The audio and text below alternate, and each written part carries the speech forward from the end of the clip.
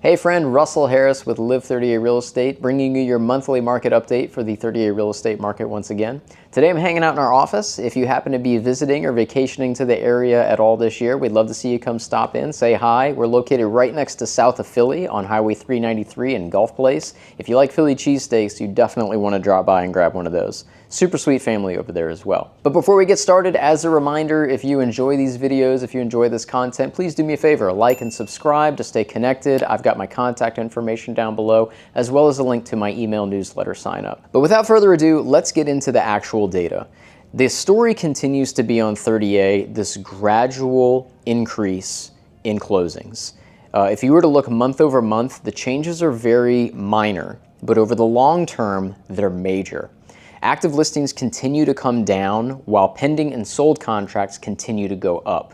For the first time since January of 2024, our absorption rate is under 10 months. Now, for those of you who aren't familiar with what absorption rate is, if no new listings were to come on market and we continued selling at the pace we've been selling, that's how many months it would take to get rid of all of our inventory. And for the first time in 2.5 years, it is below 10 months of inventory. This is a dramatic shift from the trend we've seen in last year, our peak of 16.5 months. It would have taken almost 1.5 years to get rid of all the homes we have on market. But as it stands now, we are continually seeing less and less homes on the market and less new homes coming on the market. Meanwhile, more homes are going under contract and more homes are selling. Now, looking specifically at active listings, month to month, small change. Year over year, we are down 25% on our active listings. And year to date, we're down 9% on our active listings. Moving over to pending contracts are up 20% year over year and up 40% year to date. So just since January of 2026 to now, pending contracts are up 40%. Now, sold contracts. Last month I told y'all that pending contracts were up 80%. Well, those pending contracts have now sold, and now sold contracts are up 80% year over year.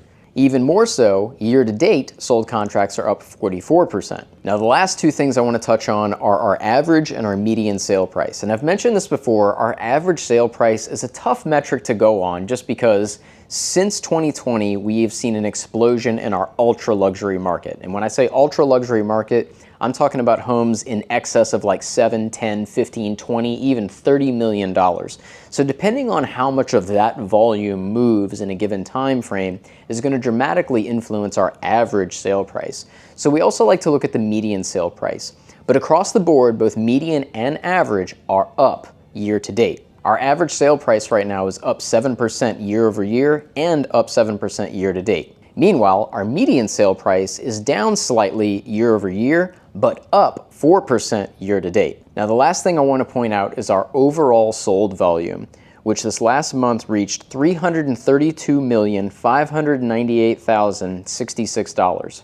That is the highest point we have seen since May of 2024. So over 2 years, this is the highest sold volume we have seen. So what does all of this mean? Well, in layman's terms, with inventory coming down and contracts going up and our sold volume up and our average and median sale price up, we are very much drifting away from the saturated buyer's market that we've been in for quite some time now and moving towards a much more balanced market. In fact, if things continue at the rate that they've been moving, we will be in a fully balanced market by the end of this year.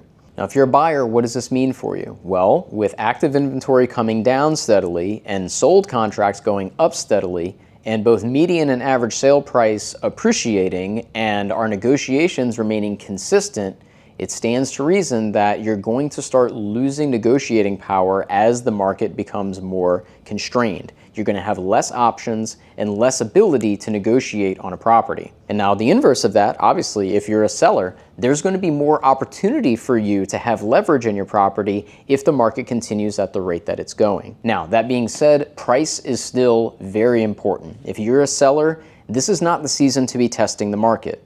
Just because we're at the lowest absorption rate that we've been in over 2.5 years, we're still at pretty much 10 months of inventory. That's still very much a buyer's market.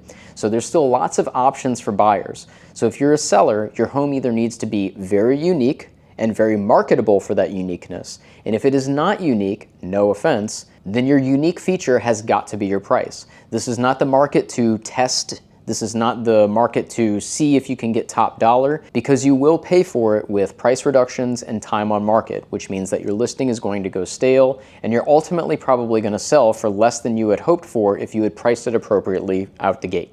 As always, I hope this information has been helpful to you. If you have any questions, please feel free to reach out. I'm happy to help. Even if you're just curious about the market, curious about the area, reach out. I'm happy to be a resource to you. But I hope you have a blessed day. I hope you and your family have a blessed summer, and I'll talk to you soon. God bless.